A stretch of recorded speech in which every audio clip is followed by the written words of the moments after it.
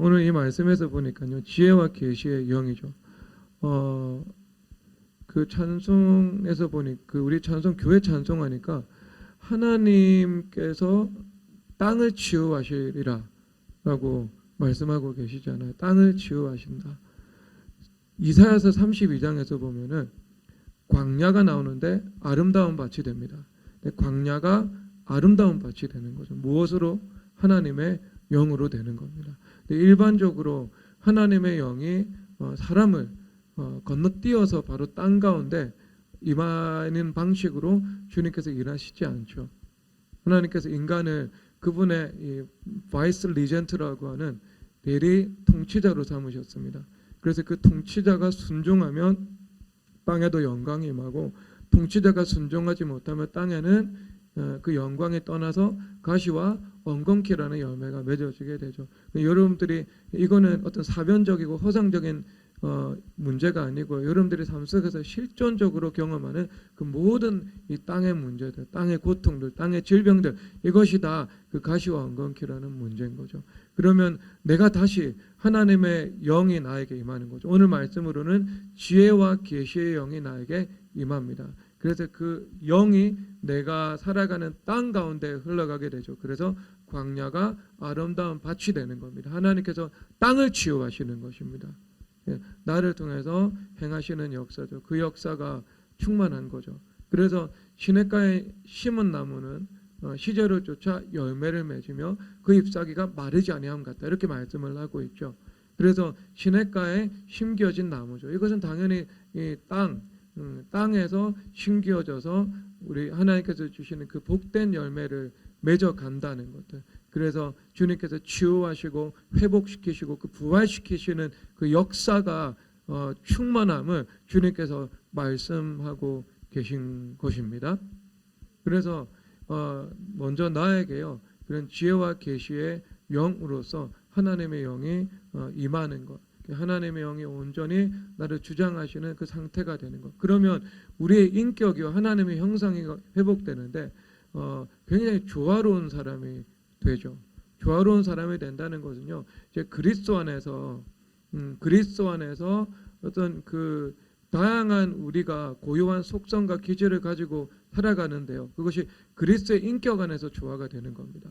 그래서 예수님께서 보시면 그 죄인된 여인이 와서 무릎 꿇었을 때 나도 너를 정죄하지 않으니 가서 다시는 죄를 범하지 말라라고 말씀을 하시죠. 그리고 우리 사도 베드로께서 3번 예수님을 부인하는데 그럼에도 불구하고 묻지 않으시고 내가 나를 사랑하느냐, 예수님께서 이렇게 말씀을 하시죠. 한없이 자애로우신 그 예수님의 인격이 나타나는데, 또 한편으로는 예수님께서 그 서기관과 바리새인들을 향해서 너희들 화 있을진저라고 말씀을 하시고, 또 제자들을 향해서 믿음이 없으니까 믿음이 없고 패역한 세력, 정죄하지는 않지만 주님께서 진리의 기준이 서 있어서 왕이심으로 주권자이심으로 하나님께서 권위로 말씀하시는 것을 볼 수 있죠. 그러니까 이것이 우리 가운데 조화가 되어서 나타나는 겁니다.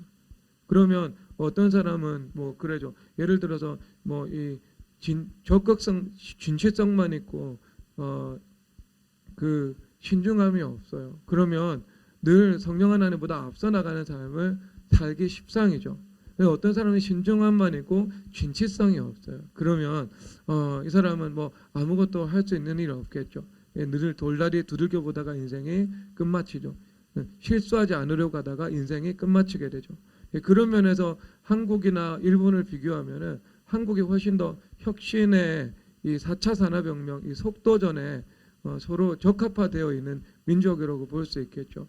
왜냐하면 우리나라 자체는요, 뿌리까지 뒤집어지는 일들이 여러 번 있었습니다. 그래서 일제강점기, 그 다음에 6.25 전쟁, 그 뿌리까지 뒤집어지는 일들이 2번이 있었고요. 그 기반으로 후발주자가 되어서 선진국이 되는 속도전을 펼쳐왔습니다. 그래서 조선시대에서도 없었고 일제시대에서도 없었던 새로운 기질이 민족 가운데 형성되었는데요. 원체 감정적이고 급한 성격 가운데 그 빨리라는 속성이 우리 가운데 소프트웨어로 장착이 되어버린 거죠. 그러니까 4차 산업혁명은 속도전이잖아요. 계속 혁신해 나가야 되거든요. 그래서 스마트폰이 등장했다가 뭐 지금 이제 메타버스라는 새로운 것들 등장하잖아요. 계속 이 새로운 어휘와 시스템을 우리가 학습해야 하기 때문에 그런 혁신의 감수성이 없으면은요 우리나라에서 돈 벌기 힘듭니다. 힘들어지는 시대가 됐어요. 빵 하나 팔아도 혁신을 해야 되고 커피 하나를 팔아도 내가 빨리빨리 대응해 나가는 게 없으면은요 할 수가 없는 거예요. 그런데 일본 역사는요 뿌리까지 뒤집어진 적이 사실상 한 번도 없습니다. 그래서 천황이 만세일계라고 해가지고 그대로 존재하죠. 막부만 한 번씩 바뀌는 적이 있었죠. 그런데 그 이후에는요 뿌리까지 뒤집어지지 않고 그냥 위로부터 개혁이 이루어져가지고 메이지 유신 이렇게 해서 부드럽게 넘어갔거든요. 부드럽게. 그리고 뭐 전쟁하고 그리고 전쟁에서 패망했긴 했지만 한국 전쟁으로 통해서 다시 이제 부흥하고. 그런데 그 과정 가운데 이미 쌓여 있었던 그런 인적 자산들은 그대로 있었고 뭐 제로센 비행기 만들고 이게 그 2차 세계대전 당시에 최고 수준의 그 비행기였거든요. 그걸 만든 사람에 대한 내용이 일본 애니메이션을 코쿠리코 언덕에서 맞나? 아닌데? 어떤 이 바람이 분다. 이 미야자키 하야오의 애니메이션 이런 것들이 있거든요. 근데 그 일본은 그냥 이렇게 이 뿌리부터 뒤집어지는 일들이 없었어요. 그래서 일본인 사람들은요 뿌리부터 혁신하는 것보다는 조금씩 날마다 조금 더 이렇게 이 99.99%까지 가이젠 그러니까 개선해 나가는 것이요 그들에게 너무 익숙한 겁니다. 그러니까 제가 일본 최고의 기업이 도요타인데 제가 도요타 유튜브에 구독자거든요. 일본어로 공부하려고요. 근데 거기 와가지고 이제 개선을 위한 공청회 하면은요 개선 안 될 것 같아. 왜냐하면 대한민국 진짜 이 관료 보는 것 같아요.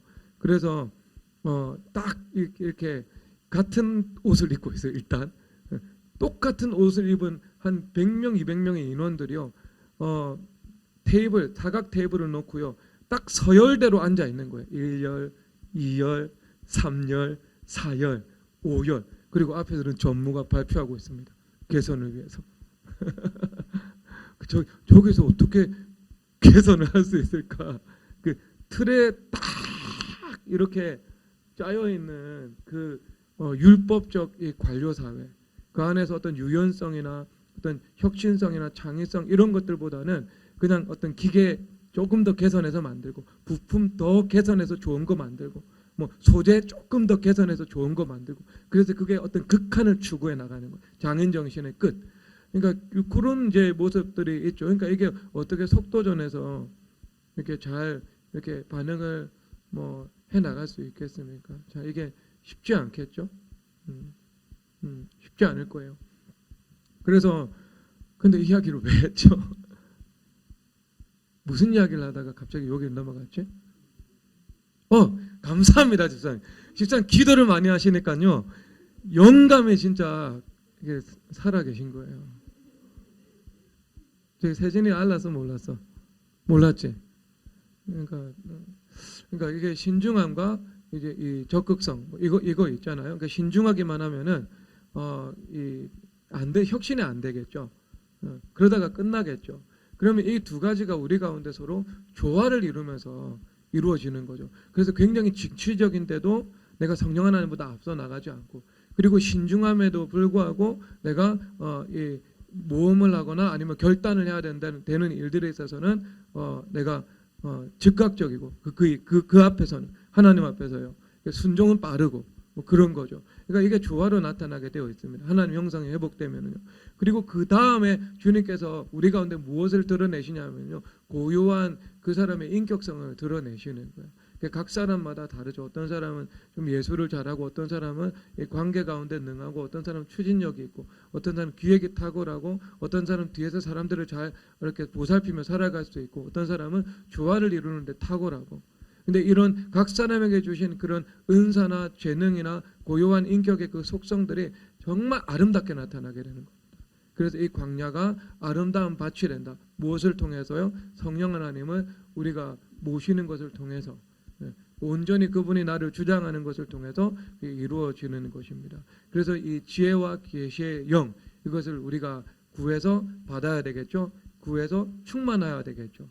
여러분 이번 한 주 동안 정말 주님 앞에 부르짖어 기도드려서 그 지혜와 계시의 성령 하나님을 간절히 구하시기를 바랍니다. 그러니까 신앙생활을 하는데요. 신앙생활을 하는데 어떤 이제 이 수렴되는 지점은요. 수렴되는 것들은 여러 방면을 통해서 수렴이 될 수 있어요. 예수 그리스도라는 길에 대해서요. 그런데 한 번 수렴이 되고 난 다음에 다시 뒤를 돌아보지 않고 한 번 수렴이 되고 난 다음에 아우토반을 질주를 하고 근데 그런 사람들이 주님께 받은 속성은요. 지혜의 기름 부으심입니다. 그러니까 지혜가 있어야 돼요. 우리가 지혜. 예를 들어서 어떤 투수가 있어요. 그럼 그 투수가 연타석 홈런을 맞았어요. 연타석 홈런을 맞아가지고요. 그 다음날 투수 코치가 명령을 한 겁니다. 투수 메커니즘이 지금 무너져 있다. 그리고 투수 메커니즘을 바로 잡아준 거예요. 그리고 바로 잡아주고 난 다음에 그것에 입각해서 그게 익숙해져야 되니까요. 내가 하나가 돼야 되니까요. 그래서 하루에 100개씩 연습 피칭을 해라라고 명령을 내렸습니다. 그러면 이제 지혜로운 이 타자는 그대로 따라하겠죠. 그런데 어떤 투수는요 연습 100개를 하기는 하는데 속으로 내가 왜 이걸 해야 되는 거지? 계속 부딪히는 거죠. 계속 하면서 마음으로는 불평할 수 있는 거죠. 그런데 사실 여러분 왜 그런 반응이 나타날까요? 그것은요 그 안에 무엇이 없어서요? 지혜가 없는 거예요. 그렇죠. 그럼 여러분 우리 인생도 마찬가지잖아요. 주님께서 우리에게 말씀을 통해서 말씀하실 때가 있고 환난을 통해서 주님 경고하실 때가 있잖아요. 대부분 예를 들어서 어떤 분명한 거역이 나타난다. 그러면 하나님을 사랑하시면은요 분명한 그 일들에 대한 어떤 시험이 우리 삶 속에서 떨어지게 되어 있습니다. 그냥 일반적인 시험이 아니고 이것은 분명한 인과관계로서 주님께서 우리 가운데 사인을 주시는 그런 시험인 것이죠. 그러니까 그런 것들을 보면 내가 주님께서 나에게 이렇게 말씀하시는구나. 그 깨달아야 되는 거예요. 내가. 그렇죠. 그것이 지혜라니까요. 그러면 주님께서 말씀을 통해서 무엇이 선한지 가르치셨고 그런데 그렇게 하다가 안 되니까 환난을 통해서 주님께서 가르치셨고 그래서 안 되니까 또 환난을 연타석 홈런을 통해서 가르치셨고 그러면 어떻게 해야 돼요? 내가 지금 뭔가 하나님 앞에서 잘못하고 있는 것이 분명하구나. 내가 이제 하나님 앞에 바로 살고 예수님께서 인도하시는 그 길을 쭉 내가 자고만 하지 않고 걸어가야 되겠구나. 내가 틀렸구나. 말씀이 옳구나. 그러면서 그 길을 가야 되는 거예요. 그런데 그렇게 하지 않고 아니면 하면서도 내가 부딪히고 싫어하고 아니면 불평하고 그것은요 그 안에 뭐가 없어서 그런 거예요? 지혜가 없어서 그런 거예요. 지혜가. 이 지혜라는 문제는요 있고 없고에 따라서 신앙생활에 너무 큰 걸림돌이 되어 버립니다. 지혜를 주님 앞에 구하셔야 돼요. 지혜도 구하셔야 되고요. 나에게 그런 보고도 보지 못하는 것, 듣고도 듣지 못하는 것, 내가 깨닫지 못하는 것, 그러니까 거룩하신 자를 아는 것, 하나님의 뜻을 아는 것, 그것이 명철인데요. 내가 물리적인 눈과 귀와 몸을 가지고 다 보고 경험하고 살지만 알지 못하는 것, 그 안에 지혜가 없는 거예요. 지혜가 없으면요 인생이 고생길이에요. 왜냐면 지혜의 길이 평강의 길이거든요. 지혜가 있으면은요 부귀도 있고 장수도 있지만 제일 중요한 거 우리 가운데 샬롬 주님께서 주시는 삶의 평강이 있다니까요. 지혜가 없어서 하나님의 말씀을 오늘 듣고 아멘 했는데 내일 돌아가가지고 자기 이야기를 하고요. 오늘 말씀 듣고 아멘하고 행하긴 하지만 그 안에서 부딪히고 불평하고요. 그렇게 살아가는 거죠. 얼마나 이게 안타깝습니까? 그러면 환난 계속 맞아야 되잖아. 2연타석 홈런, 3연타석 홈런, 4연타석 홈런 뭐 그렇게 되는 일들이 이루어질 수 있거든요. 그러니까 하나님 앞에 지혜를 구하셔야 돼요. 그리고 지혜를 구하시고 어떤 이 왜곡된 것들, 내가 이 인지가 왜곡되어서 사람들이 말하고 행동하는 것을 자기중심적으로 해석해서 그것을 굴절시키는 것들, 아니면 정반대로 해석하는 것들, 이런 것들은요 주님 앞에 정말 이 회개를 많이 하셔야 됩니다. 보혈 찬송을 많이 하셔야 그 왜곡이 내 안에서 점점 그 선들이 지워지게 되는 거죠. 말씀의 고든 게만 나에게 나타날 수 있습니다. 근데 제가 이렇게 말씀을 하면은요 영적인 세계는 부익부 빈익빈이라고요. 제가 가끔 왜곡을 굳이 회개할 필요가 없는 사람들이 왜곡을 회개하고 있어요. 정말이에요. 그런데 정말 왜곡을 회개해야 되는 사람들은요, 오히려 그 감도가 조금 한 50% 정도밖에 되지 않는 것을 보거든요. 그러니까 그게 왜곡인 거예요. 예. 그러니까 내가 왜곡을 심각하게 고민하고 있는 사람들 중에 상당수는요, 사실상 왜곡하고 상관이 없습니다. 일반적으로는요. 그러니까 이 왜곡 같은 경우는 주로 지도자를 통해서 이렇게 왜곡을 회개하라고 하겠죠. 이것은 자기가 자기를 보지 못하는 거기 때문에, 자기가 어떤 형제들을 바로 보지 못하는 거기 때문에 권면 받았으면 이건 진짜 내가 회개해야 되는구나 하고 회개하시면 됩니다. 그리고 또 여전히 그런 권면이 없다 하더라도 내 영혼을 통찰하면서 내 안에 이것이 바로 왜곡이구나 라고 생각하면 주님 앞에 회개하면 되는 거죠. 그래서 내가 재미있는 에피소드를 하나 들었는데요. 정영남 권사님이 그렇게 어떤 사물에 대해서 왜곡된 판단을 내리고 그러지는 않아요. 다른 사람과의 관계에서는요. 주로 뭐 왜곡된 판단이 있다면은 그것도 어느 정도의 왜곡인데 어떤 자책하는 것들, 그러니까 어떤 자기 자신의 문제로 돌리는 것들, 이런 것들이 있겠죠. 그것도 아주 심각한 수준이라고 볼 수는 없고요. 그런데 미네한테 그렇게 얘기를 했대요.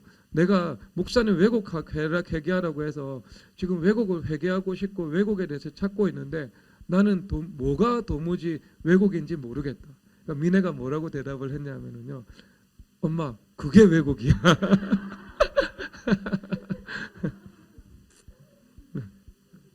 미네가 옛날에는 회계에서 굉장히 후발주자에 있었는데요. 지금 굉장히 앞장서서 회계를 하고 있거든요. 그러니까 아주 이게 올곧은 사고방식이 임해버린 것 같아요. 이 비포와 애프터가 너무 확연하죠. 네. 자, 그래서 우리 가운데 그 지혜와 계시의 영이 임해야 됩니다. 그래서 그 지혜의 영을 통해서 내가 이제 아름답게 변해가야 되지 않겠습니까? 평강의 길을 걸어가고 그 다음에 이 부귀, 그 다음에 장수, 생명, 이것을 하나님께서 주신다고 약속을 하셨는데 그 지혜를 통해서 하나님께서 허락하시는 것이죠. 그것을 주님 앞에 간절히 부르짖어 기도드려서 받으시기를 바랍니다. 그래서 그 지혜가 열리면은요, 눈이 열려요. 네, 눈이 열려. 그래서 내가 열린 눈을 가지고 이제 봐야 되겠죠. 저기 손동욱 형제님 눈을 여세요. 열린 눈. 눈만 닫았고 마음의 눈 열고 있었죠. 네, 그러면 됐어요. 그럼 다시 눈 감으세요. 자, 여기서 20절 한번 보세요. 그의 능력이 그리스도 안에서 역사하사 성경 안 읽었네, 그렇죠? 죄송합니다. 죽은 자들 가운데서 다시 살리시고 하늘에서 자기 오른편에 앉히사, 이렇게 말씀을 하고 있습니다. 그럼 우리가 지혜와 계시의 영이 오면은요, 무엇을 알아야 되냐면 하나님의 능력이 얼마나 크신지 아는 거. 이게 최고 중요한 거예요. 여러분, 바벨론, 그 다음에 페르시아, 그 다음에 헬라, 로마 제국 이렇게 있었잖아요. 그럼 이게 가나안의 기업보다 더 큰 어떤 물리적으로는 더 큰 세상에 이 규모의 영광이 있었던 그 제국들이거든요. 그런데 그 제국들이 다 이제 폐허가 되었죠. 사실상 그 폐허가 되었죠. 지금 바벨론 유적들은 폐허 속에서 그 잔해만 찾을 수 있지 어디 가도 그것에 대한 그 어떤 유관 흔적이 남아 있는 것을 조금도 볼 수는 없습니다. 로마 정도가 그 흔적이 남아 있겠네요. 근데 로마도요, 그 중간에 어떤 복음으로 변화가 돼서 보존이 된 거예요. 왜냐하면 복음화가 된 이후에 지속적으로 로마는 기독교의 크리스찬리티의 문화적 영향력 가운데 그대로 존재하고 있었거든요. 그러니까 그게 보존될 수 있었지. 사실상 여러분 그 로마를 제외하고서는요, 어떤 문명도 지금 온전한 상태로 보존된 게 없어요. 실질적으로는요. 그러니까 이게 이 푸른 마르고 꽃은 시든다는 것이요, 그대로 세계 속에서 나타났어요. 근데 문제는 예수 그리스도께서 십자가에서 죽으시고 부활하셨죠. 그러면 죽으시고 부활하시고 난 다음에 그리스도께서 머리가 되셔서 모든 만물들을 이렇게 움직여 나갈 거다, 에베소서에서 말씀을 하고 있는 거예요. 그래서 성령 하나 여기서 어떻게 하시냐면 하나님의 크신 능력이 있는데 만물 위에 교회 머리로 삼으시고 만물 그리고 교회 가운데 그리스도의 영광에 충만할 것이다, 이렇게 말씀을 하고 있죠. 그러면 모든 만물들은요, 사실상 몸인 교회 머리 대신 예수님께 복종하는 것, 그리고 몸에 몸된 교회 머리이신 그 예수님께 영광 올려드리는 그 방향, 그것으로 움직여 나가게 되어 있습니다. 그러니까 예수님도 그 법에 입각해서 이 만물들을 경영해 나가시는 것이지요. 그러면 사실상 어떤 이 하나님께서요, 어떤 이 세상 하나님께서 창조하신 이 세계 가운데에서도요, 하나님께서 그 행하신 그 크신 일들이 나타날 수 있는 거죠. 그러니까 솔로몬 가운데 하나님께서 지혜와 영광을 주심으로 지혜와 영광도 하나님의 것임을 주님 말씀해 주셨잖아요. 그럼 이제 십자가 죽음과 부활 이후에 만물이 갱신되기 시작한 상태거든요. 하나님의 영광으로 덮이기 시작한 상태거든요. 그러면 그런 상태라면 솔로몬 시대보다 더한 하나님께서 지혜와 영광을 베풀어 주실 수 있음을, 그러니까 그 영광 가운데는 영적인 속성이 있을 뿐만 아니라 물리적인 속성도 물론 그 안에 내포되어 있는 그런 영광을 지금 이야기를 하는 거예요. 왜? 십자가 부활 이후니까요. 판사가 달라졌으니까요. 세상 임금 쫓겨났으니까요. 예수님께서 만물의 머리가 하늘과 땅의 머리가 되셨으니까요. 그래서 다시 머리가 되시는 일들을 시작하셨으니까요. 그럼 그 법에 입각해서 하나님께서 예수님께서 하늘의 권세도 내게 있고 땅의 권세도 내게 있다고 말씀을 하시는 것처럼 그 땅의 권세가 예수님께 있다는 것이 땅의 현실 가운데 나타날 수 있는 거죠. 사실상은요.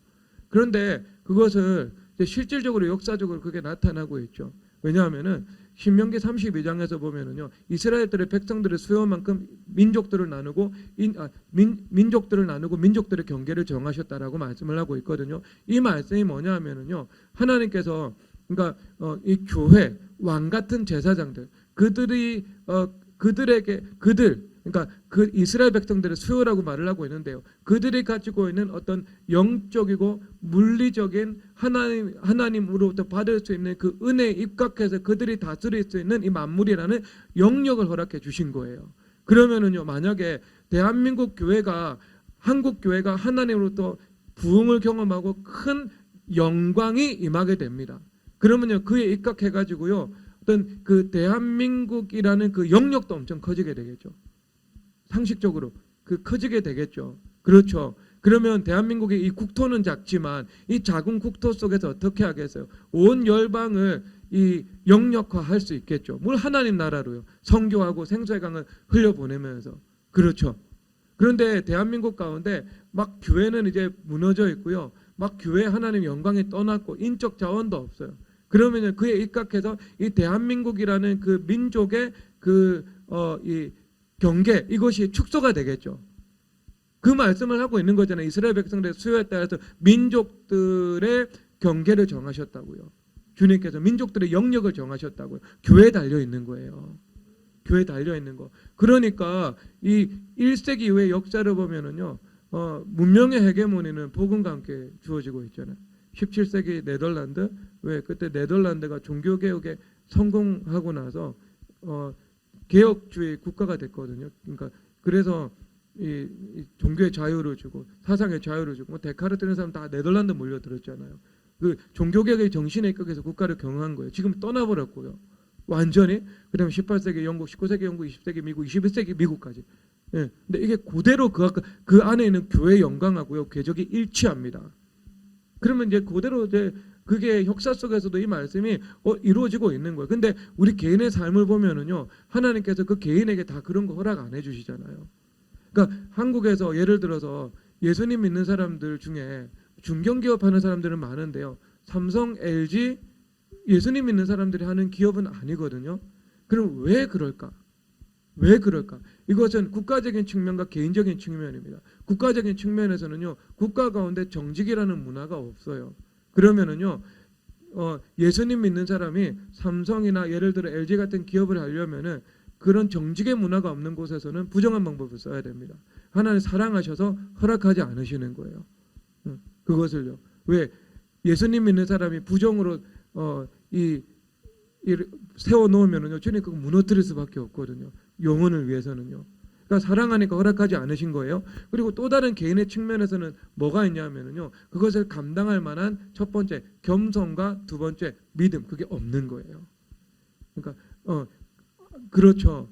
여러분 저 그렇지 않겠어요? 우리가 예를 들어 작은 영업장 하나를 믿음과 그 다음에 겸손으로 감당해 나가야 된다면 또 그거하고 비교할 수 없게 뭐 글로벌한 기업이 된다고 하고 내 안에 막 한 10조가 내 은행 구자에 쌓인다고 생각을 하고 주식이지만 그렇다고 한번 생각을 해보세요. 그러면 얼마나 더 교만하기 쉽겠어요. 그렇죠. 그리고 그렇게 되기까지 얼마나 어떤 우리 이 세상의 삶을 살아가면서 세상의 방법과 하나님의 방법 사이에서 하나님의 방법을 내가 선택하면서 내가 죽어야 되는 그 시험을 통과해야 되겠어요. 근데 그런 믿음의 시험을 통과하는 것들이 쉽지 않은 거예요. 내가 손쉽게 내가 세상적인 방법을 쓰고 기도하지 않는 방법을 쓰고 그렇게 해서 그렇게 이루어 나가기가 더 쉽게 되는 겁니다. 관성이 붙어가지고요. 그러니까 그만한 겸손, 그리고 오늘 간 말씀의 관점은 겸손은 아니고요. 오늘은 이제 믿음, 이것으로 볼 수 있겠네요. 그러니까 과연 이 사람이 하나님을 가장 크신 분으로 믿는가? 하나님이 가장 전능하신 분으로 믿는가? 하나님께서 왕들을 세우시고 폐하시는 분으로 믿는가? 하나님은 주시기도 하시고 취하시는 분으로 믿는가? 하나님은 최고 인사권자로 믿는가? 하나님께서는 흥하게 하시고 새하게 하시는 분이심을 믿는가? 하나님은 죽이기도 하시고 살리기도 하시는 분이심을 믿는가? 하나님께서는 해를 동쪽에서 뜨게 하시고 서쪽으로 지게 하신 말씀으로 지게 하시는 분이심을 믿는가? 하나님께서 우리의 머리털 하나까지도 다 세고 계시며 참새 한 마리가 참새 두 마리가 5아사론에 팔리는 것까지 다 주장하시는 세밀한 것까지 주관하시는 절대 주권자임을 믿는가? 하나님께서 죽은 자를 다시 살리실 수 있는 그 부활의 능력을 가지고 계신 분으로 믿는가? 그러니까 요 믿음에서 안 되는 거예요. 이런 믿음을 그냥 지식적으로는 가지고 있는데 이 말씀이 내 마음에 들어와서 내 삶 속에서 실제로 그 믿음으로 그 말씀을 누리는 것까지는 안 되는 거예요. 그러니까 그것을 경험할 수가 없는 겁니다. 그러니까 믿음의 한계가 있기 때문에 하나님께서도 그 한계 안에서 일하실 수밖에 없는 거예요. 그러니까 세상적인 방법으로 세상적으로 뭐 삼성이나 LG 같은 기업을 이루어 나가실 수 있어요. 그것도 하나님 허락하시는 거예요.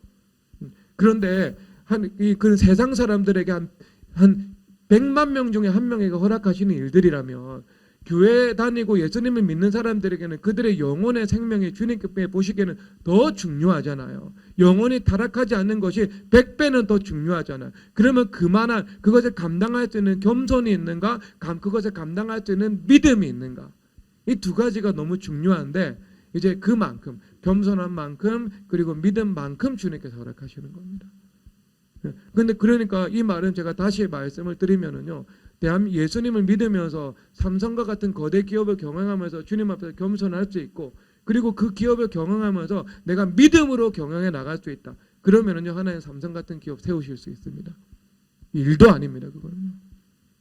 일도 아니에요. 일도 아니에요. 근데 그거 여러분 쉽겠어요? 이건희 회장님이 교회 와가지고요. 쓰레기 줍는 거 쉽겠어요?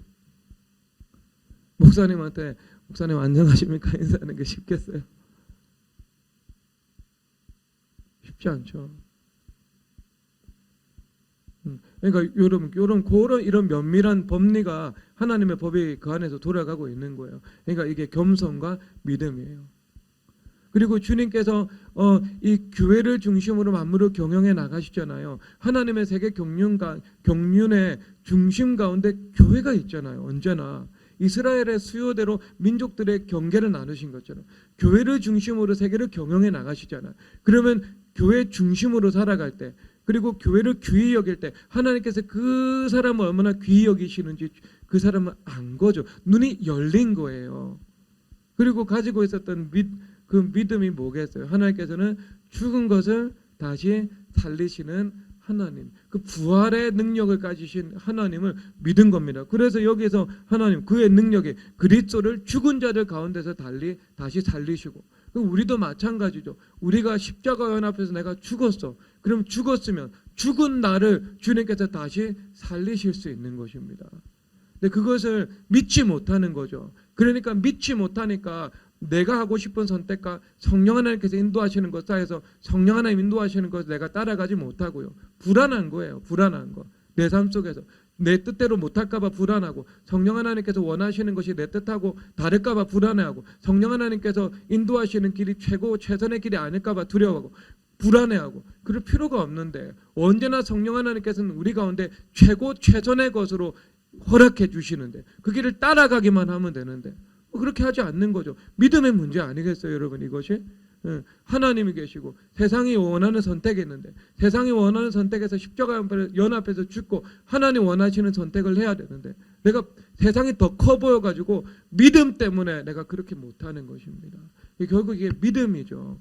믿음이라는 것은요, 내가 눈이 열려서 주님께서 죽은 자들 가운데서 다시 살리시는 부활의 능력을 가지고 계신 분이심을 믿는 것이고, 내가 믿음이 있다는 것은 세상과 하나님은 크다 작다 비교할 수조차가 없고 세상은 피조물이고 하나님은 창조시라 주시라서 그 내가 두려워하고 무서워하는 그 세상조차도 주님께서 죽이실 수 있고 살리실 수 있고 주님께서 마음대로 하실 수 있는 그 절대 주권자라는 사실을요, 내가 보지 못하는 거예요. 그리고 믿지 못하는 것입니다. 그래서 내가 그것을 경험을 못하는 겁니다. 그럼 이것을 우리가 완전히 뒤집어야 되겠죠. 지혜와 계시의 성령 하나님이 내 안에 충만하게 임해야 됩니다. 그러면 하나님께서 얼마나 크신 분인지, 그런데 그 크기가 상상을 할 수 없어서 우리 땅의 차원 아예 초월하셔서 주님께서 얼마나 크신 분이신지 그것을 우리가 믿어야 되는 거죠. 그래서 하나님 나라는 말에 있지 않고 능력에 있다고 말을 하잖아요. 세상은 말에 있거든요. 세상은 사변에 있거든요. 세상은 지식이거든요. 그런데 그 말, 사변, 지식 이게 실력이 없어요. 자기들이 말한 대로 자기들의 어떤 지식대로 무언가를 이끌고 나가고 무언가를 바꾸어내고 무언가를 부활시키고 그럴 능력, 죽일 능력, 살릴 능력, 복줄 능력, 재난을 줄 능력 전혀 없다니까요. 그런데 우리 하나님께서는요, 그 모든 능력을 가지고 계신 거예요. 하나님 나라는 말에 있지 않고 능력에 있다고 말씀하시는 겁니다. 그래서 예수님께서 하나님께서 출애굽기 3장에서 너희들 지금 핍박받고 있지. 그런데 너 이웃들에게 가가지고 너희들 귀고리, 금, 은, 보석, 이 폐물들 이것들을 다 구하라고, 믿음으로 구하라고. 그러면 내가 너희들이 물품을 취하여 나갈 것이다. 이렇게 말씀을 하고 있습니다. 그런데 여러분 그 시제가 뭐냐면요, 완료 시제예요. 확정 시제예요. 확정 시제. 지금 예수님께서 하나님께서 미래의 일을 말씀을 하고 계세요. 너희들이 애굽의 물품을 취하고 나갈 것이라고. 그런데 이것이 미래 시제로 말씀을 하고 있지 않고요, 그것을 완료 시제로 말을 해요. 미래의 시제지만, 미래의 일이지만 이미 확정된 이미 이루어진 일로, 현재의 일로 주님께서 말씀하신다니까요. 세상에 어느 누가 이렇게 말을 할 수 있어요? 말을 할 수 있지만 누가 그렇게 실행할 수 있는 능력을 가지고 계세요? 아무도 없죠. 그런데 우리 전능하신 하나님께서는요, 말씀을 하시고 하나님 나라는, 그리고 그 말씀하시고 난 다음에 하나님 나라는 말이야 말에 있지 않고 능력에 있는 거야. 내가 그 말씀을 이룰 수 있는 능력이 있다고, 말씀을 이룬다고 주님께서 말씀하시는 것입니다. 그러니까 여러분 그것에 눈이 열려야 돼요. 눈이 열려. 그 못 믿으니까 눈이 열려야 되고요. 볼 수 있는 그 지혜가 임해야 되고 그 지혜와 함께 나에게 믿음이 임해야 됩니다. 그럴 때 그 믿음으로 믿는 우리에게 베푸신 능력의 지극히 크심이 어떠한 것을 너희로 알게 하시기를 구하노라. 그러니까 여러분들이 십자가와 연합하죠. 그럼 주님 앞에서 어린아이와 같은 가장 작은 자가 됩니다. 그런데 가장 작은 자가 가장 큰 자가 됩니다. 그런데 가장 큰 자가 된다는 것은 어떤 사람이 된다고요? 믿음의 사람이 되는 거예요. 그래서 믿음, 하나님의 그 크심을 여러분 믿으시기를 바랍니다. 그러면 그 길로 따라가야 되죠. 자기를 부인하고도 따라갈 수 있어야 되죠. 왜? 그 길에는 성령 하나님께서 주시는 최고의 것, 최선의 것이 있기 때문입니다. 그런 은혜를 모두 복되게 누리시기를 주 예수 그리스도 이름으로 축복합니다.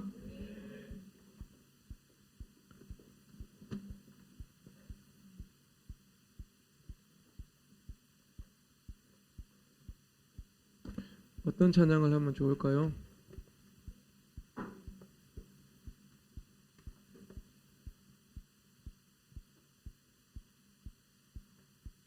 아까 그 교회 찬양하도록 하겠습니다.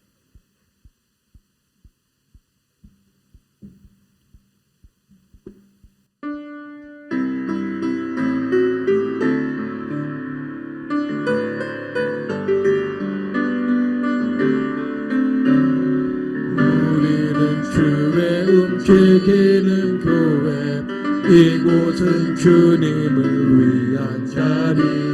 내가 기도 기도하는 모든 땅 위에서 하나님 예배받을 나를 고대하네. 우리는 주님을 즐기는 곳, 이곳은 주님을 위한 자리. 내가 기도하는 모든 땅 위에서 하나님 예배받을 나를 고대하네. 노래로 주님의 성전을 지으리 높임을 받으소서. 이스라엘의 찬송 중보하신 주님은 거룩하십니다. 두 손들어 주님의 보좌를 만들고 만나에 경배하리. 구름 날개 사이에 임하신 것처럼 내 위에 임하소서. 하나님 우리가 이곳에 섰으니 땅을 치유하소서. 하나님 우리가 어디에 있든지 주를 높이리라. 나 주님을 송축할지어다. 그 발 아래 입 맞추라. 영원한 통치자 주 예수 그리스도 그는 위대하신 왕. 우리는 주의 움직이는 교회, 이곳은 주님을 위한 자리. 내가 기도하는 모든 땅 위에서 하나님 예배받을 나를 고대하네. 한 번 더. 우리는 주의 움직이는 교회, 이곳은 주님을 위한 자리. 내가 기도하는 모든 땅 위에서 하나님 예배받을 나를 고대하네. 노래로 주님의 성전을 지으리 높임을 받으소서. 이스라엘의 찬송 중 거하신 주님을 거룩하십니다. 두 손들어 주님의 보좌를 만들고 만나에 경배하리. 구름 날개 사이에 임하신 것처럼 내 위에 임하소서. 하나님 우리가 이곳에 섰으니 땅을 치유하소서. 하나님 우리가 어디에 있든지 주를 이르라. 주님을 송축할지어다. 그 발 아래 입 맞추라. 영원한 통치자 주 예수 그리스도 그는 위대하신 왕. 우리는 주의 움직이는 교회, 이곳은 주님을 위한 자리. 내가 기도하는 모든 땅 위에서 하나님 예배받을 나를 고대하네.